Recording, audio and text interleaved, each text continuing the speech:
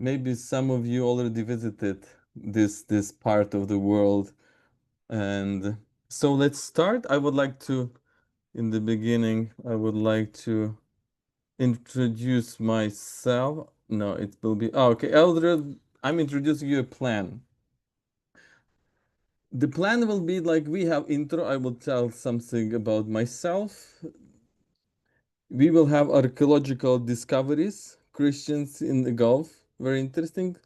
After we have Jubilee year of Senderetas and companions that we had here last year, Human Fraternity document that was signed by Pope Francis, Abrahamic Family House in Abu Dhabi. It's a complex of worship places that can help us to understand how is religious situation in the Gulf. Also, we have Gold Churches Fellowship. It's it's uh, it's for uh, it's what's about is about the more about the ecumenical approach in this part of the world. After we have IFEDO, Interfaith and Ecumenical Dialogue Office of the Catholic Church. After we had, I will speak a bit about the first International Ecumenical Congress in on May 16 that happened here, and after I will conclude about what is about the Ukrainian Greek Catholic Church in Gulf that we marked 10 years from the first time when the Divine Liturgy was celebrated in Ukrainian language. So let me start a little bit about my mission. My name is Father Lubomyr. I'm a Ukrainian priest. I was born in Lviv, in Ukraine. I have siblings. We are 9 in my family. And I studied at school in private lyceum of Clement Sheptytsky. I studied in the seminary in Lviv. After in 2011, I moved to Rome, and in 2013, I finished my lic license in spirituality, and in 2019, I completed my doctorate in spiritual theology. I wrote about the mystical experience of Saint Silouan of Mount Athos. So after I finished my studies in Rome, I moved to Paris. My bishop moved me to Paris. As a priest, I worked at the cathedral, Ukrainian Greek Catholic Cathedral. And after that, after 2022, in March, I was moved to Dubai. So, and here where my story starts. So, what about the history in the Christian history in Arabian Peninsula? Actually, when recently it was I think it was yesterday when we celebrated Saint Thomas. The Catholic Church celebrated Saint Thomas the Apostle, and Saint Thomas was a disciple of Jesus. We know it very well. The infamous doubting Thomas, and tradition tells us he set out for the east to convert the Persians to the new religion, but didn't stop there. And communities in India still attribute their own conversion to the saint in the first decades after Jesus' death. So to get to India, the apocryphal Acts of Thomas tell us that he traveled through the Gulf, past what is now Kuwait, Saudi Arabia, Bahrain, the United Arab Emirates, and Oman, baptizing as he went. Even if this is not strictly true, the first centuries of Christianity are not clear to us. Multiple church records attest to a throughoutly Christianized region by the early 5th century. So, and recently, not recently, in early 1990s, here in the UAE, on Sirban Yas Island, illuminate the evidence of early Christianity in the region. Open to the public, this is the UAE's first known Asian Christian site. And they say this was Church of Assyrian, Church of the East. And they say that they used to speak Aramaic language. So they most probably were Nestorian. We don't know. We don't know exactly who they were. So they discovered something, and a church, a monastery, and a series of courtyard houses dating to the 7th and 8th century were discovered at this site. So the church was identified by the presence of plaster crosses and its plan, which resembles ancient churches known from elsewhere in Arabian Gulf. So hundreds of artifacts found at the site reveal that the people there used the sea for food and also kept cattle, sheep, and goats. So glass and ceramic objects indicate that the inhabitants of the settlement traded widely across the Arabian Gulf and into the Indian Ocean. So now almost 2 decades since its discovery, and more than 1,000 years since it was built, the public can visit the site and experience another piece of the rich tapestry that makes up the East fascinating history. So you can see the church monastery, as I put, or Sir Baniyas, 7th, 8th century. Everyone can go freely, but before going there, you have to book. I have never been there, but during summer it's too hot because it's an open area, and temperature here rises till 50, so it's deadly temperature, so it's better to stay at home. So the better time to go to visit the island is from November till um, till mid-April. So and the other island was also open, the monastery of on Sinyat Island, part of the sand dune sheikhdom of Al Quwain. This is another emirate.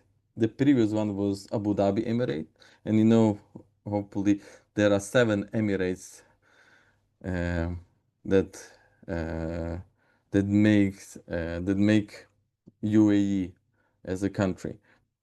So sheds new light on the history of early Christianity along the shores of the Persian Gulf. It marks the second such a monastery found in Emirates, dating back as many as 1400 years, long before its desert expanses gave birth to a thriving oil industry that led to a unified nation home to the high-rise towers of Abu Dhabi and Dubai. And the two monasteries became lost to history in the sense of time, as scholars believe Christians slowly converted to Islam as the faith grew more prevalent in the region. And I will give you in the end um, websites where I took all this information so you can, because it's for public, so you can check and read beautiful articles about the history of those islands and of the Christians on in Gulf. Historians say early churches and monasteries spread along the Persian Gulf to the coast of present-day Oman and all the way to India. Archaeologists have found there similar churches and monasteries in Bahrain, Iraq, Iran, Kuwait, and Saudi Arabia. So today Christians remain a minority across the wider Middle East.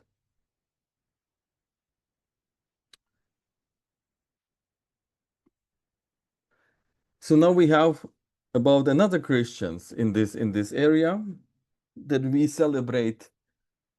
We celebrate every year. The Eastern Church celebrates 24th uh, of October. We had last year a jubilee year of Saint Aretas and companions. The presence of martyrdom of Saint Aretas and his companions in Najran. It was the extraordinary jubilee of the martyrdom of Saint Aretas and his companions is being celebrated by both the vicariates in Arabian Peninsula. We have two. We have Apostolic Vicariate of Southern Arabia and Apostolic Vicariate of Northern Arabia. We call it Avosa e Avona. For a year commencing on their feast day, 24th October 2023, the Jubilee marked the 1500th anniversary of their martyrdom in the ancient city of Najran in ancient Yemen, in present-day Saudi Arabia. It happened in 523 AD. It's about short history about those saints.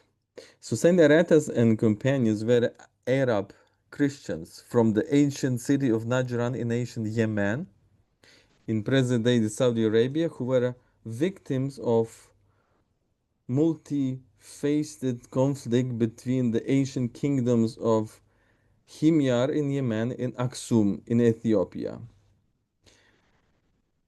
And those kings, they said they were Jewish king. They were martyred in the year 523. So hagiographic literature presently available in Syriac, Greek, and other languages indicate a large number of Arab Christians from Najran were severely persecuted and eventually sentenced to a horrible death for their faith in the crucified Christ. So the number of those who were martyred is disputed, with estimates ranging from 300 persons to over 4,000 persons. So this is the idea about Christians in this Gulf. And after we have Pope Francis coming to the Gulf, and it's very important to mark this human fraternity document that Pope Francis signed with others. So I will tell you now the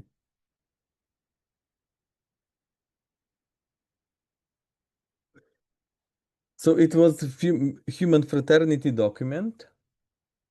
Below is the document of human fraternity signed by the Holy Father Pope Francis and the Grand Imam Al-Azhar Ahmad Al-Tayyib on 4th February 2019 at the Founders Memorial. So what is this about, those document about human fraternity? There is in the introduction, faith leads a believer to see in the other a brother or a sister to be supported and loved. Through faith in God, who has created the universe, creatures, and all human beings equal on account of his mercy. Believers are called to express this human fraternity by safeguarding creation and the entire universe, and supporting all persons, especially the poorest and those most in need. So this document, in accordance with previous international documents that have emphasized the importance of the role of religions in the construction of world peace. So in conclusion, our aspiration is that, written in document, this declaration may constitute an invitation to reconciliation and fraternity among all believers. Indeed, among believers and non-believers, and among all people of goodwill.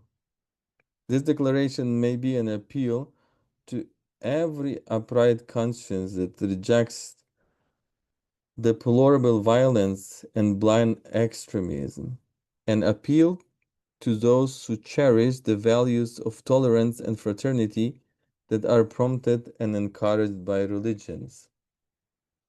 This declaration may be a witness to the greatness of faith in God that unites divided hearts and elevates the human soul. This declaration may be a sign of the closeness between East and West, between North and South, and between all who believe that God has created us to understand one another, cooperate with one another, and live as brothers and sisters who love one another. This is what we hope and seek to achieve with the aim of finding a universal peace that all can enjoy in this life. So in this, they signed the document, and you can see on the upper picture, it was signed on the stone. It was in Abu Dhabi. So the first was the ruler and president of Abu Dhabi, of UAE, he ruler of Abu Dhabi. After we have the ruler of Dubai and prime minister, we have Pope Francis, and we have the great Imam.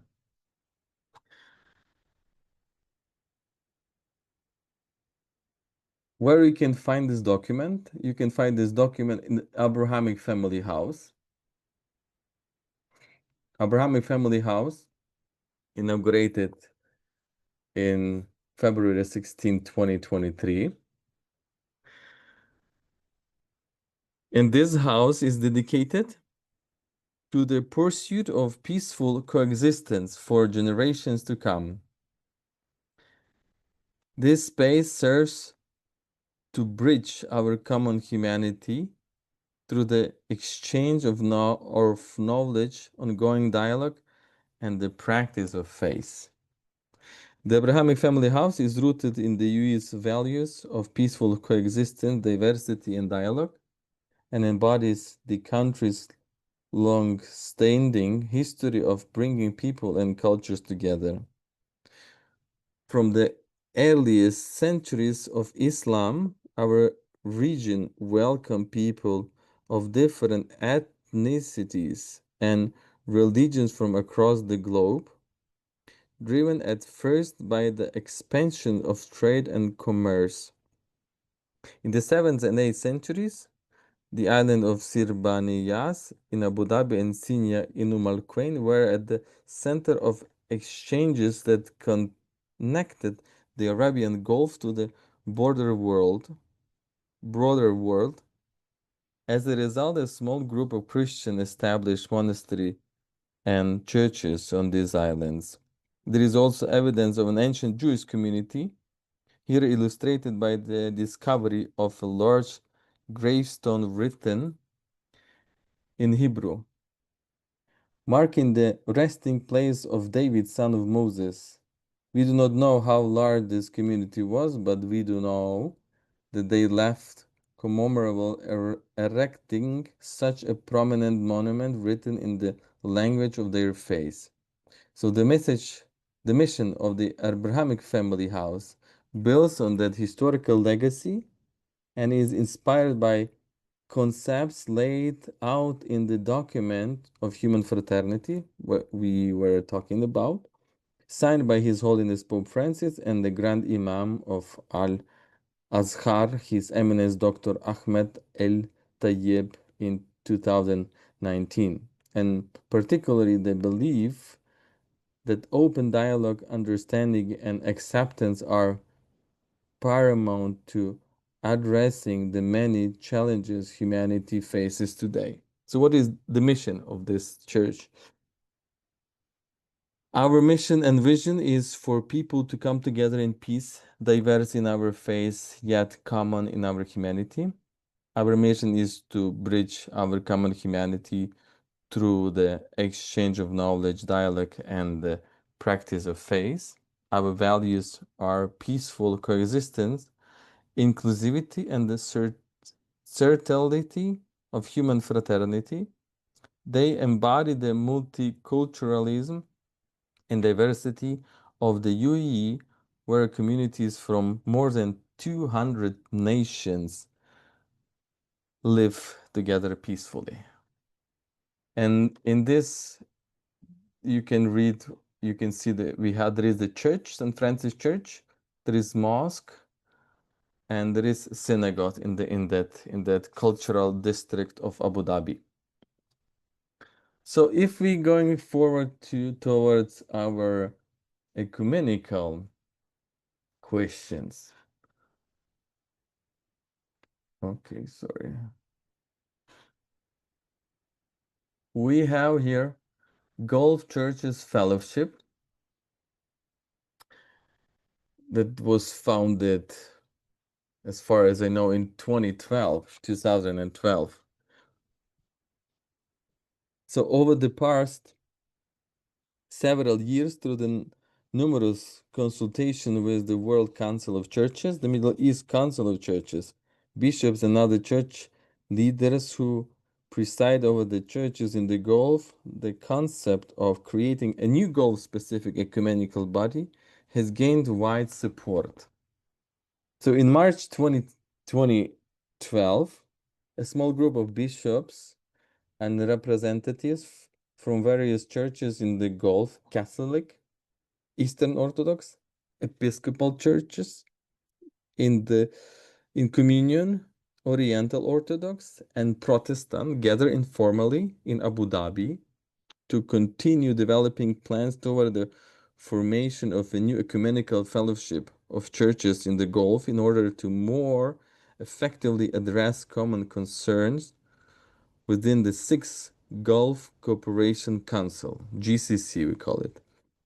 Bahrain, Kuwait, Oman, Qatar, Saudi Arabia, and the United Arab Emirates and Yemen.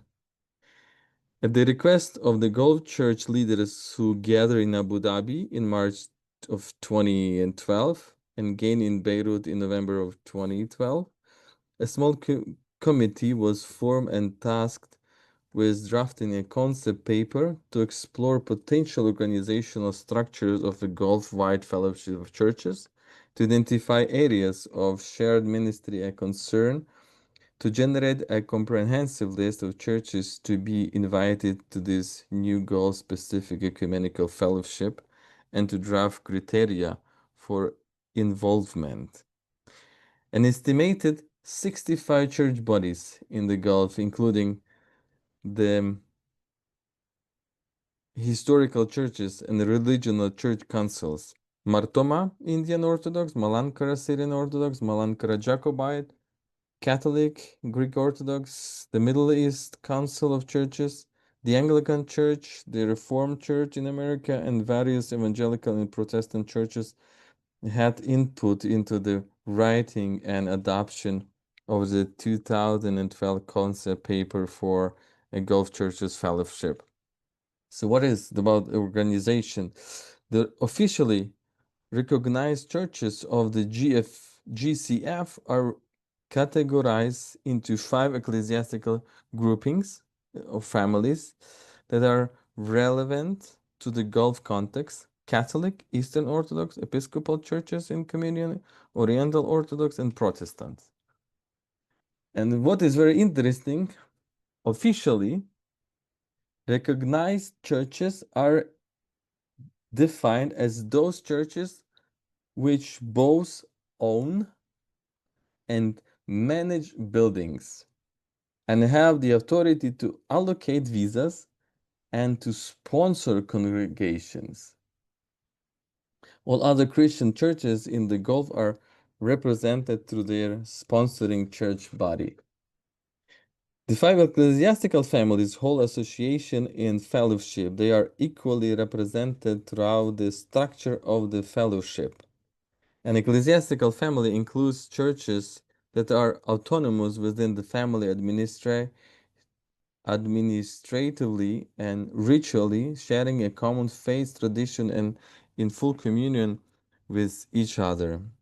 In the event that 2 or more of the ecclesiastical families achieve full communion with each other, each group will retain its previous representation within the structure of the fellowship.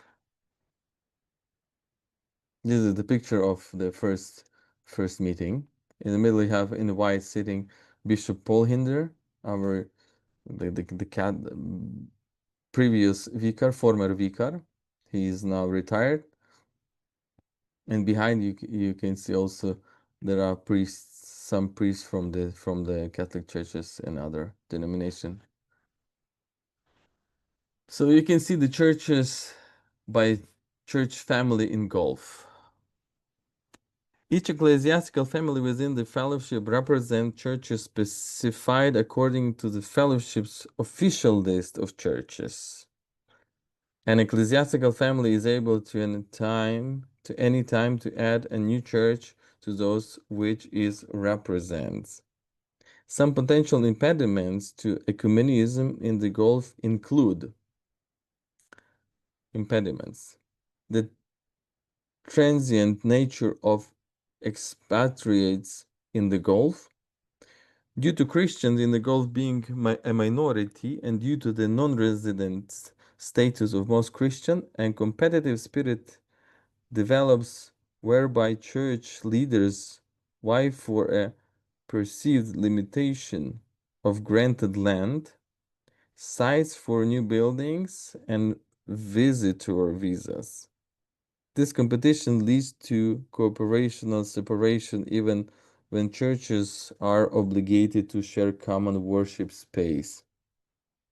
Due to the non-resident status of Christians and the perceived or real sensitives with Gulf governments regarding advocacy by foreigners for migrant workers, Christians are hesitant to engage in diaconal and social justice work that might jeopardize visas and lead to greater restrictions for the Christian communities. Time limitations. Church pastors and leaders work very long hours with multiplier responsibilities and find it challenging to devote significant time to a force beyond the immediate needs of their communities. Financial constraints, ecumenical collaboration at any level requires funding. Finding adequate funding has been a challenge in the past. Often, national allegiances are stronger than interchurch partnerships and also linguistic differences.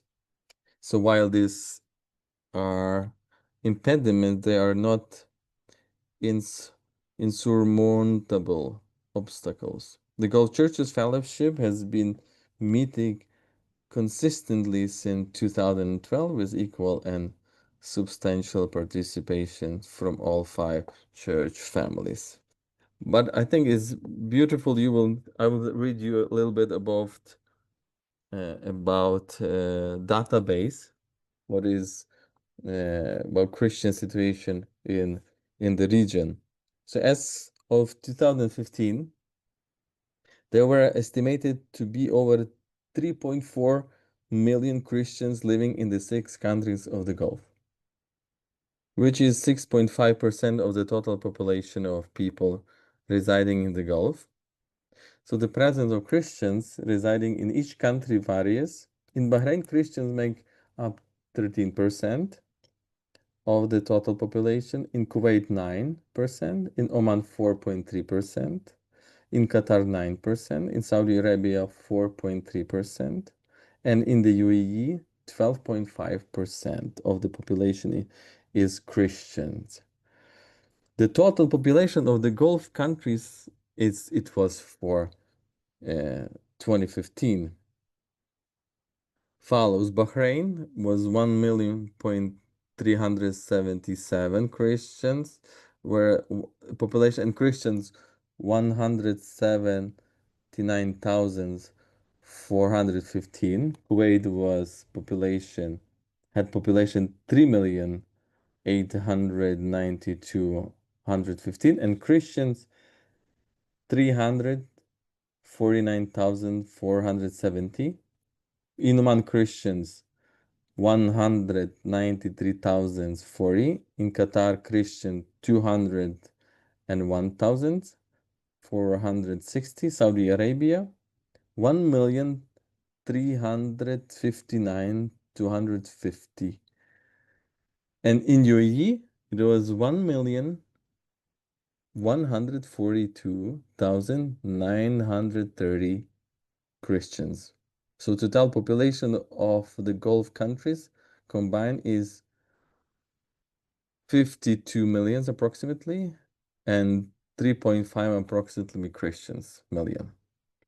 This is according to World Christian Encyclopedia. So this is what we have.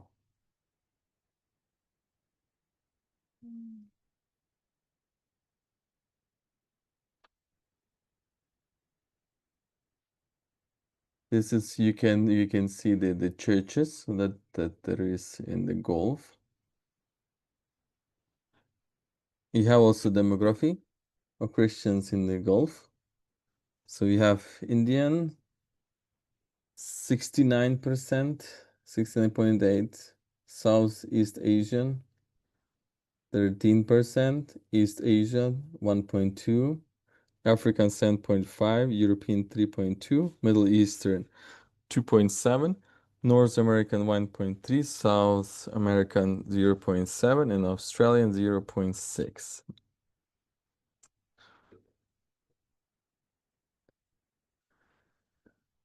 So, ok, un attimo. So in this vicariate, there is an organ, we call it IFEDO, Interfaith Ecumenical Dialogue Office,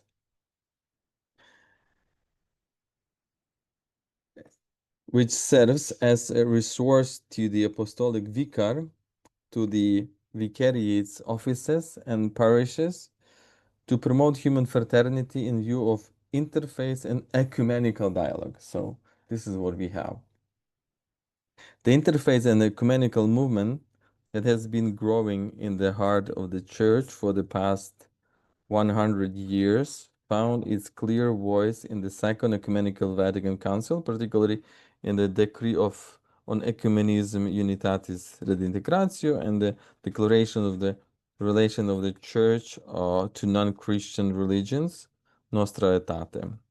The path of the Church in these years has been characterized by multiplied dimensions of dialogue. Paul VI developed a dialogue toward the world, John Paul II more toward the goal of peace, Benedict XVI defined well the scope of charity in truth, and ultimately Pope Francis inaugurated the contemporary challenge of a dialogue within friendship.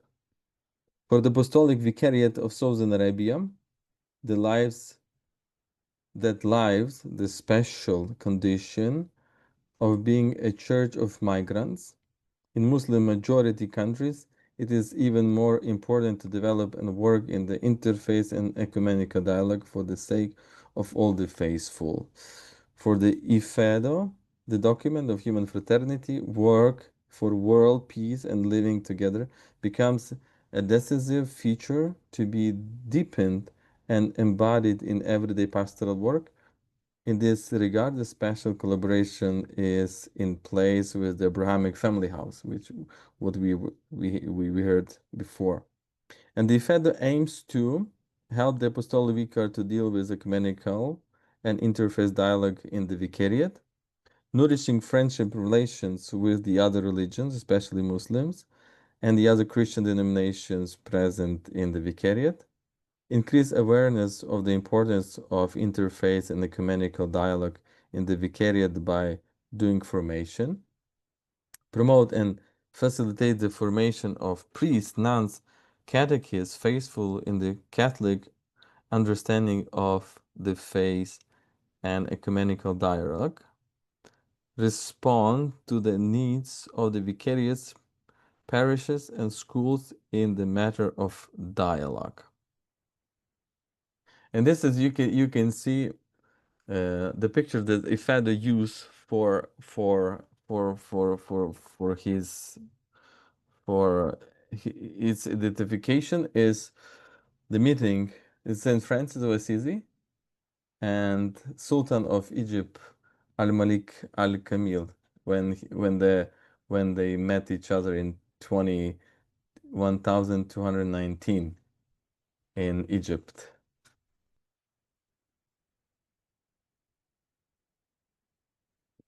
So, and it happened just recently in May 16. It happened that we had first International Ecumenical Congress in uh, in in uh, in UAE. It was in Abu Dhabi. It took place in Abu Dhabi as Christian churches around the world mark the 1700th anniversary of the Church of the Council of Nicaea. It is the first ecumenical council, a foundational moment in the history of the Christian faith.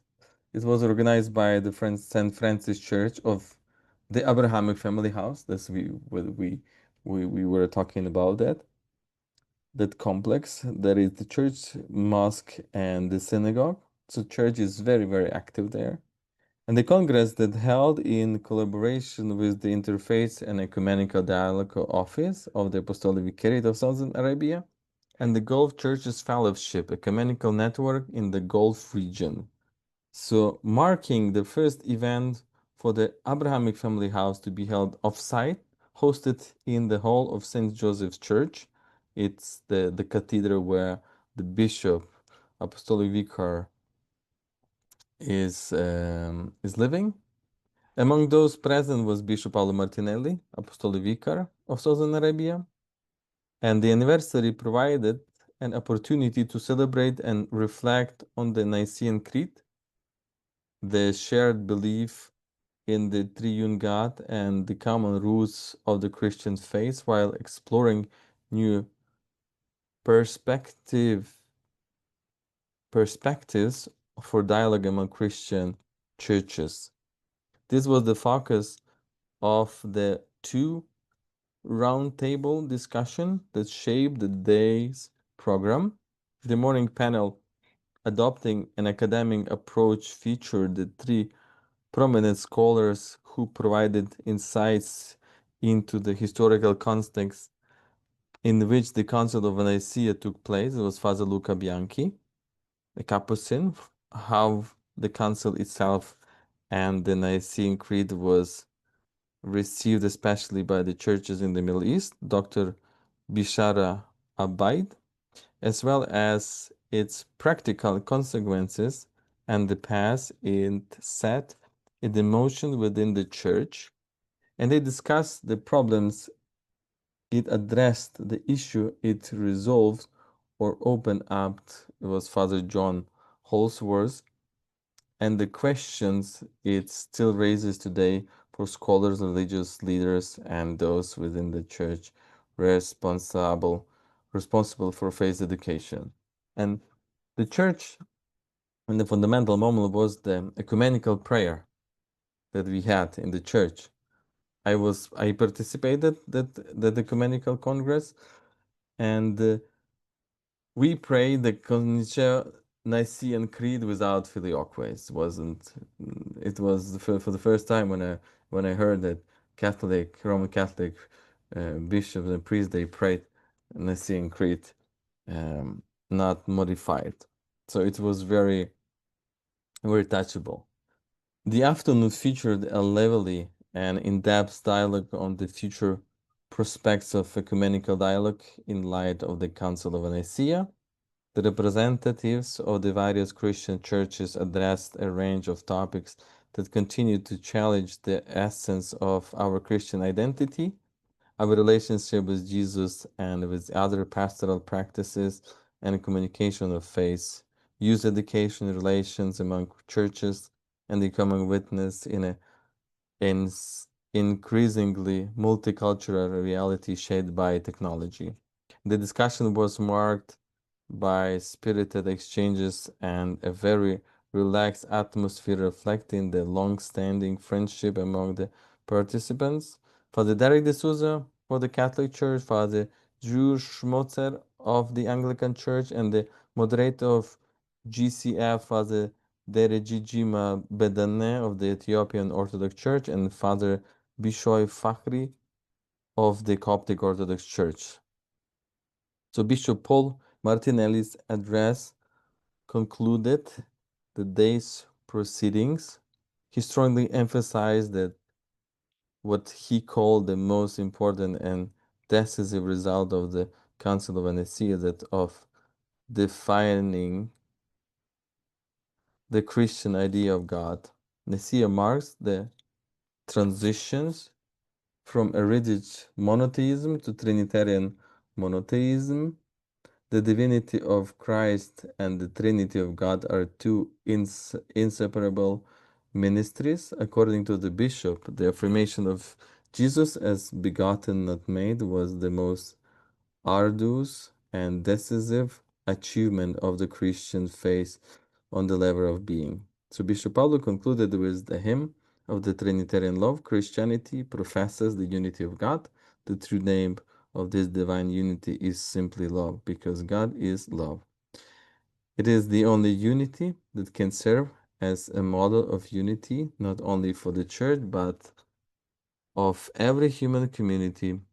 This will always and necessary be unity and diversity, as is precisely the unity of the Trinity. God is Trinity, that is true unity, is always the unity of differences.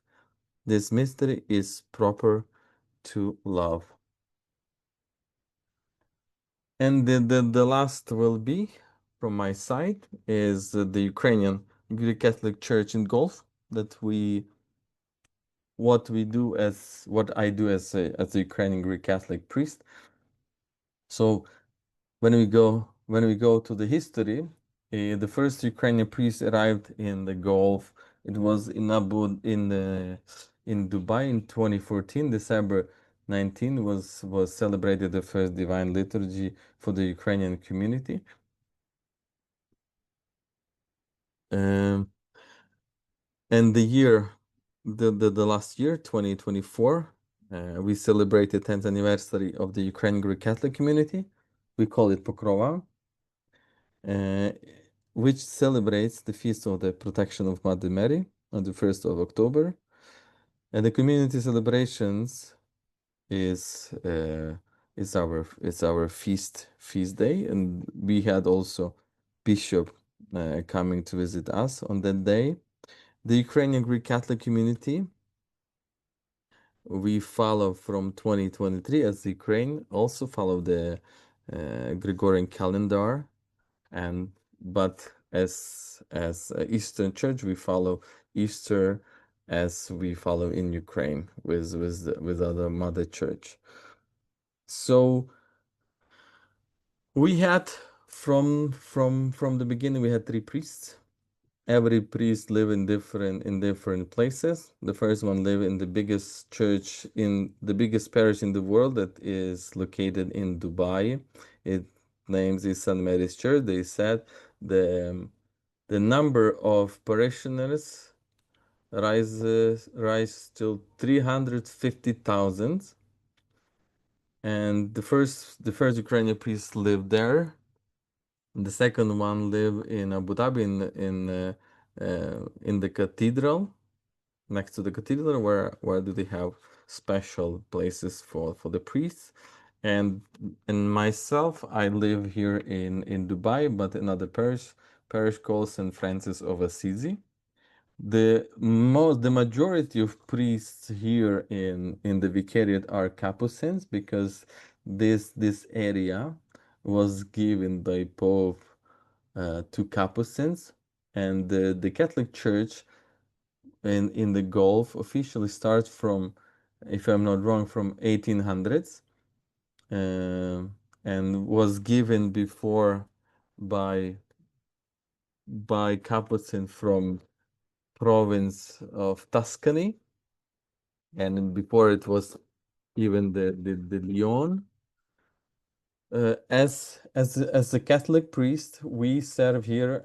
When Bishop said, "You are here, you all for everyone." So we serve in different rites. For myself, I have to celebrate in Latin rite and in my Greek Catholic rite, Ukrainian Greek Catholic rite, Byzantine. And we have for people, we have as we are from the same rite, we have many Orthodox, Ukrainian Orthodox, and Ukrainian Greek Catholic. They join us for the for the prayers that we have. Also, Ukrainian Greek Catholic Church was very active and had a lot of collaboration between other churches in the beginning, because to establish the proper mass celebration. So we had in the beginning, we used Anglican Church as a school for Ukrainian kids. Also, we used the Coptic Church as a platform for community Ukrainian community activities, and as well as Divine Liturgy. We celebrated until 2016 at the Syrian Orthodox Church. So this is what we have. So I think I finished. I don't know if did you hear me properly? So you can ask me some questions about my situation. And this is the picture I put. I was on the ecumenical prayer. It was during January, when we have ecumenical prayer week. So was my first time when I participated this event. So if you want, I Ecumenical can. week for Yeah, Christian Christian unity. Unity, yeah. And this you have also links you can go. I can send you all these slides, so you can check and follow.